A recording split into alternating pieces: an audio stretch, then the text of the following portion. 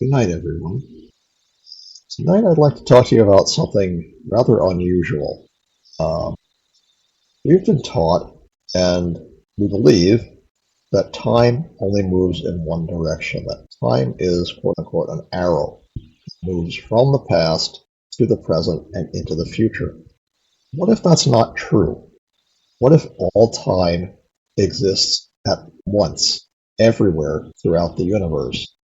And the way we perceive time is simply because that's the way our brains are programmed to perceive it.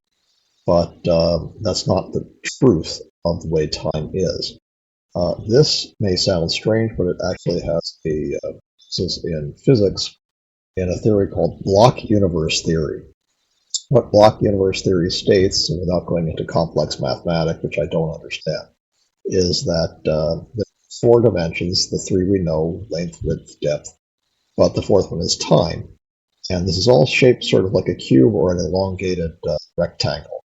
And everything exists somewhere within this cube. So basically, your birth, your death, what you're doing right now is all somewhere in there. But it's not necessarily occurring the way you think it is. What makes me believe that this is true is a couple of incidents that happened to me over a number of years. The first one is something that I like to refer to as the Temujin Incident, and I'll explain that in a moment.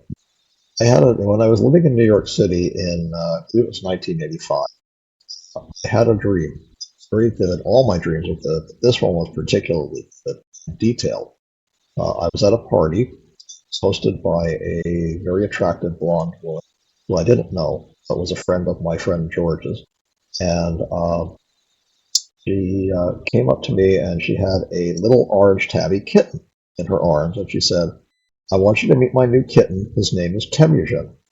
For those unaware, Temujin means loved one in Hindi, and it is the name that Genghis Khan was known by as a baby.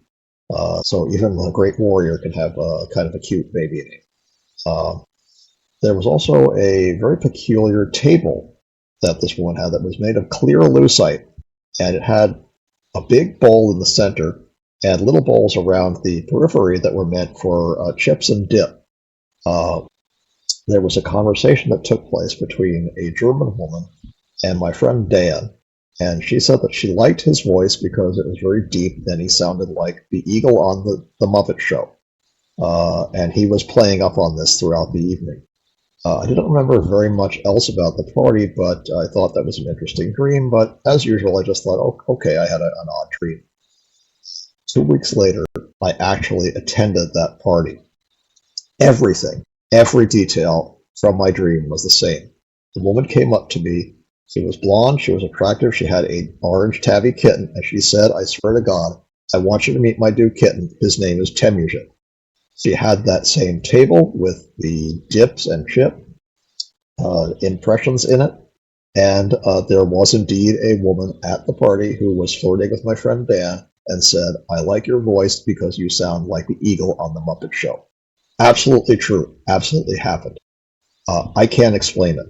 Is it possible that if our lives are all out there somewhere, they already exist, the past, present, and the future, that we could at times somehow skip to the section of our life that hasn't happened yet and see it, perhaps in a dream? I know that sounds crazy, but I think it is possible because this has happened to me more than once. I refer to these events as "quote unquote" flash forwards, and that has nothing to do with the Robert Sawyer book of the same name. I came up with that title a lot earlier than that book was written. But and that doesn't have anything to do with that idea in the book. What it seems to me is that there have been periods of my life where I've seen specific things that happened before they happened, usually in a dream. I had another dream when I was living in Oakland, California, that I had a new job. I was working at a large company in downtown Oakland, and I saw several people I was working with, and I had started out as a temp, and I was hired permanently. And it was an insurance company. Those are the only things I really remembered from the dream. Happened, absolutely. Got that job, as a temp, uh, became the head temp, and then was offered a position, which I took. And it was indeed an insurance company. Another incident of this type took place when I was living in Los Angeles a few years later. And again, I saw some very specific people and places. And I had gone out to a restaurant with a friend of mine and a girl who I was trying to impress. And in the dream, my friend was acting very badly. He was eating and slobbering food all over his face, and made a big mess, and it was very embarrassing, and kind of made a bad impression on the girl. She never went out with me again. That actually happened. How did these things happen? How is it just a coincidence? Uh, Maybe. It's possible that these things are me projecting backwards, that they didn't happen the way I remember, that they happened after. But I don't think so, especially in regards to the first one, the Temujin Incident. Does this mean that block universe theory is correct? I don't know. It's actually fallen out of favor.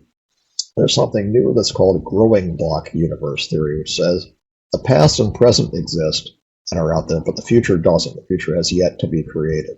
Uh, I don't know if I believe in that either, but I think it's kind of an interesting concept that time maybe doesn't work exactly the way we think it does. Just wanted to put that out there and see what you think.